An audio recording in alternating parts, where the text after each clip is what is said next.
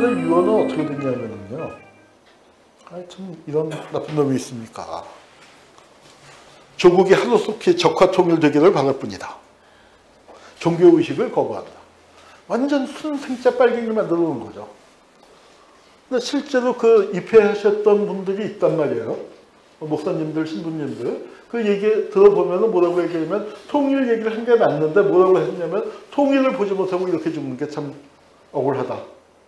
뭐 이제 그런 말씀하셨다는 거. 통일이 됐으면 좋겠다. 그런데 여기 적화 통일이 되기를 바랄 뿐이다. 그러니까 죽어서도 이렇게 조작을 했고요. 이 사건이 또 오늘 사진은 안 갖고 왔습니다만 박정희 동기생 변호사가 있어요. 김종길이라고 대구사범을 나온 변호사. 그분이 그러니까 박정희 동기생이라서 중앙정보보다 함부로 못했는데 한번 잡아간 적이 있어요. 77년도에. 뭘 잡아갔냐면은 이분이 나중에 재판 기록을 보다 보니까 말이 안 되는 거예요. 이 사람들은 분명히 법정에서 자기가 신문을 할 때 뭐 단체를 만든 적 있습니까? 아니요, 없습니다. 라고 했는데 공판조서에는 예 있습니다라고 되어 있는 거예요. 대법원에서는 그 공판조서에 의거해서 범인들이 피고인들이 다 범행을 자백했다. 그리고 이렇게 다 자백을 했으니까 뭐 국가보안법이나 그런 걸로 사형 맞네. 사형. 그래서 법률심을 그렇게 했는데 그래서 그거 문제 삼았더니 이제 잡혀갔던 적이 있습니다. 인혁당 사건은 10년 전으로 거슬러 올라가요. 10년 전으로 거슬러 올라가는데 제가 그 사진도 빠졌네.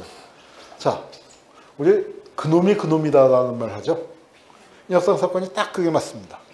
그놈이 그놈인 게 뭐냐면 1차 인혁당 사건 팀이 2차 인혁당 사건을 죽인 때 똑같이 팀워크 같은 팀으로 죽이는 거예요. 사실은 중앙정보부가 어디 사람이 많았겠습니까? 대구 사람들이 제일 많았죠. 나중에 70년대 잡혀간 사람분들 얘기 들어보니까 거긴 잡혀갔더니 물 따라 주는 애들까지 경상도 말씨를 쓰더라. 뭐 이제 그렇게 그러는데 이 피해자들이 대구 분들이 많아요. 뭐냐면 이 서도원, 도예종 이런 분들 나이는 그러니까 해방 직후에 대구에서 학생운동, 진보적 학생운동을 하던 그룹입니다. 그런데 여기에 중앙정보부에 들어가 있었던 사람들은 대구에서 우파 학생운동 하던 사람들이 또 많이 들어갔어요. 그러니까 그 사람들 입장에서 저 자식들이 아직도 서서 까불고 있어? 그렇게 되면서 고향을 평정해야 한다 하는 그걸로 해서 1차 인혁당 때 잡아다가 뚫겨 팼는데 고문 문제가 터지면서 그리고 재판을 잘 받았어요. 그래서 처벌을 심하게 안 받고 풀려났더니 10년 뒤에 이제 다시 잡아서 죽이는 겁니다. 인혁당 사건 때 1차 인혁당 사건 때 수사계의장이었던 윤종원이가 2차 때는 수사과장이 되고 수사과장이었던 이용택이가 2차 때는 수사국장이 되고 그때 검찰총장이었던 신직수가 2차 때는 법무장관이 되고 법무장관이었던 신직수가 그러니까 중앙정보부장이 되고 그리고 법무장관이었던 민복기가 대법원장이 돼서 그놈의 10년 지나니까 벼슬만 더 올라갔을 뿐 똑같은 사람들이 1차나 2차나 가해자는 똑같습니다. 근데 이 사건에서 보면은 이제 한일회담 반대 데모로 비상계엄이 선포되고 그럴 때 인혁당 사건을 발표하는데 저기 보면은 북계 지령으로 제가 인혁당 사건을 조사했지만 국정원 과거사에서 조사했지만 2차 재건이 사건은 이미 의문사위 같은 데서 조사를 해서 저희가 더 새로 밝혀내고 할 만한 게 별로 없었어요. 그런데 1차 인혁당 사건은 저희가 많이 밝혀냈습니다. 특히 저거 북계 지령으로 간첩이 조직했다. 인혁당을 간첩이 조직했다는 거예요. 그래서 이제 이거 큰일 났구나. 간첩이 인혁당을 조직했대. 그리고 실제로 인혁당 사람들하고 친하게 지낸 사람이 북에 가 있었습니다. 그러니까 봐라. 이 김상한이가 북에 갔지 않았느냐. 그러니까 이 사람 북에 가 있는데 이거 남파 간첩이 내려와서 인혁당 조직하고 복귀한 거 아니냐. 이제 이렇게 해서 몰고 가서 그 인혁당 사건을 간첩이 조직했다 했는데 제가 조사를 해서 문건을 발견했습니다.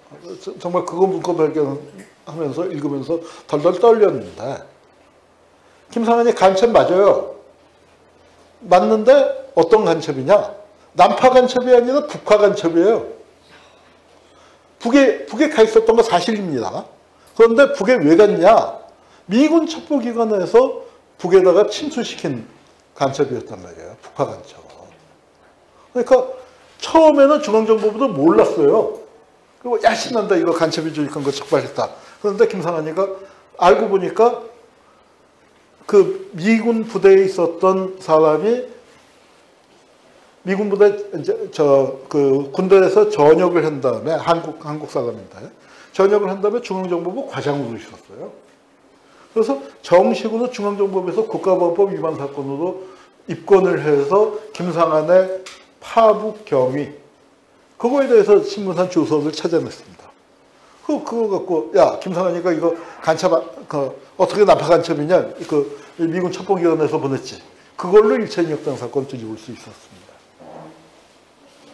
근데 이제 이 사건이 선인 게 이게 두들겨 패서 간첩을 이제 엉터리로 만들어 놓는데 이제 얻어맞고 자백을 하긴 했는데 검찰 가서 다 부인을 하고 검찰이 들여다보기에 너무 엉성한 거예요.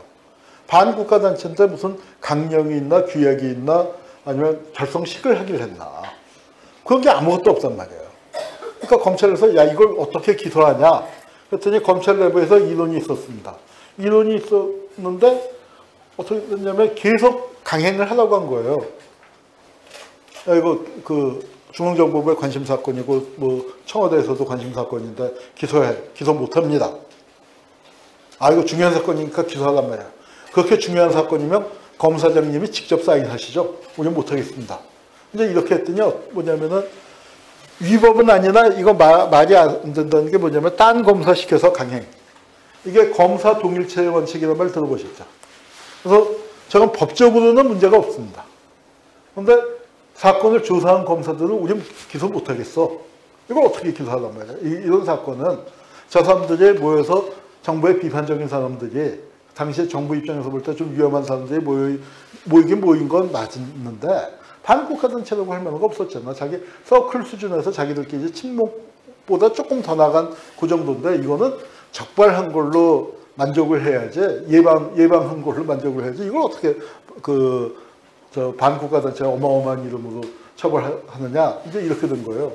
그랬더니 계속 강행을 하라고 했더니 우리 못하겠어 하고 4명이 전원 사표.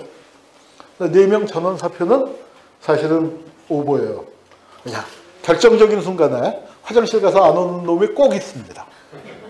그래서 이 3명은 이용훈, 김병리, 장원찬 3명은 사표를 냈어요.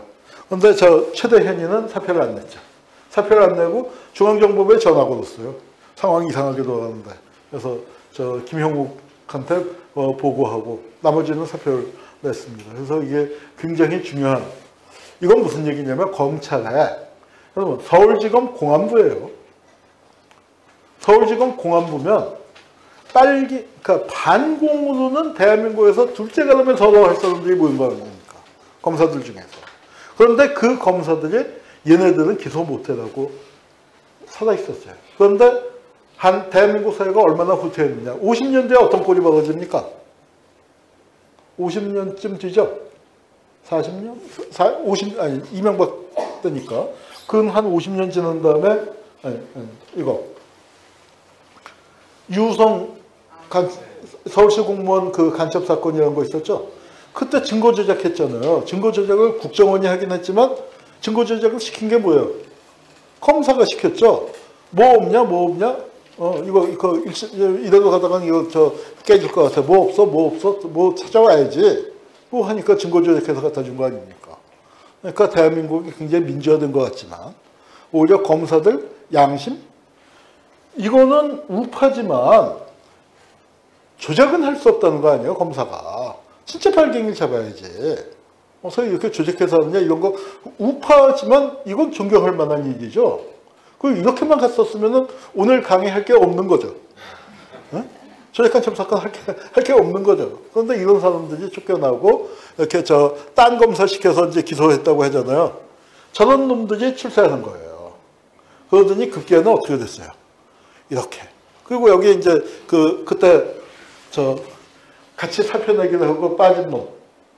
이렇게 해서 뭘 했냐면은 제가 어렸을 때 국민학교 3학년 때 실제 있었던 일이에요.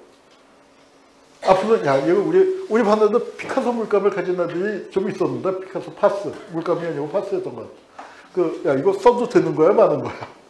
뭐 이제 그런 얘기가 피카소 그림 물감 피카소 크레파스를 못 쓰게 했어요. 왜? 피카소가 빨갱이니까 공산당원이니까. 공산당원인데도 이 그림 혹시 보셨나요? 네, 여기 평화길라잡이 오신 분들은 아주 수준이 높네요. 이 그림은 꼭 한국에 한번 와야 할 그림입니다. 한국전쟁, 그러니까 다음번이든 적어도 이제 몇 주년이 되나요? 우리가 60주년 지났죠? 70주년쯤에는 이 그림 한 점 걸어놓고 전시회 한번 했으면 좋겠다 싶어요.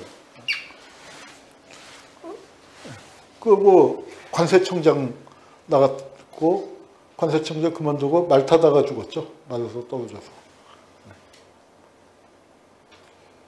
역당 사람들 이제 혹독한 고문 받았다. 이제 그게 밝혀져 갖고 이제 하여튼 엎치락뒤치락 했습니다. 이게 인혁당 사건, 1차 인혁당 사건. 2차 인혁당 사건은 이런 사진이 안 남아 있습니다. 1차 인혁당 사건이고 이분은 임창순 선생님, 유명한 한학자죠. 제가 고등학생 때 한문을 조금 배웠었습니다. 몇 달 배웠었는데 나중에 인혁당 사건 이거 조사하면서 실제 이제 조서 원본을 보니까 참 마음이 아프대요. 그러니까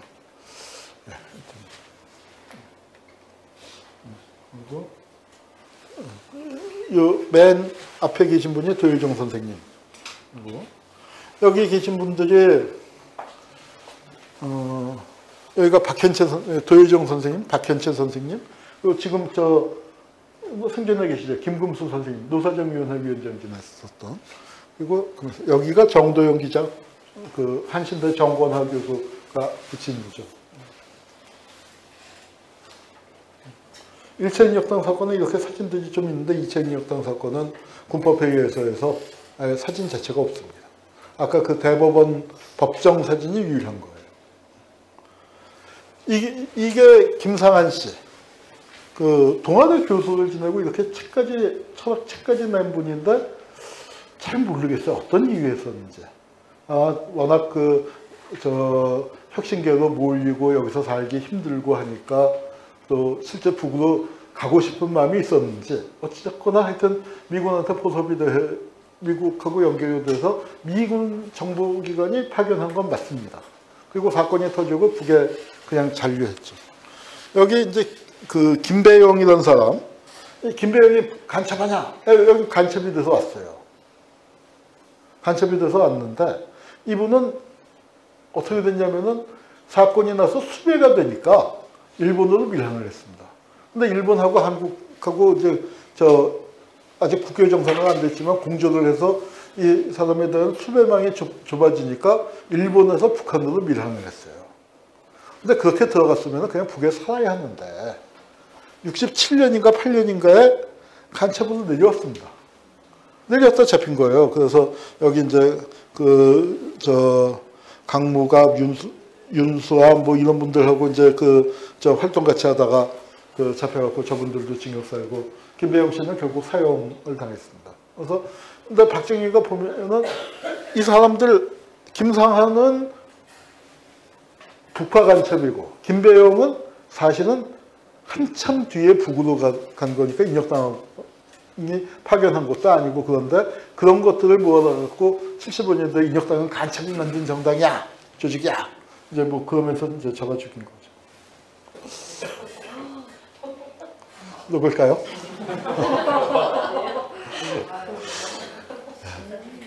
제 동생이 아니고 접니다. 불과 14년 전인데 어쩌다가 이렇게 됐을까요? Time stops when I'm falling for you.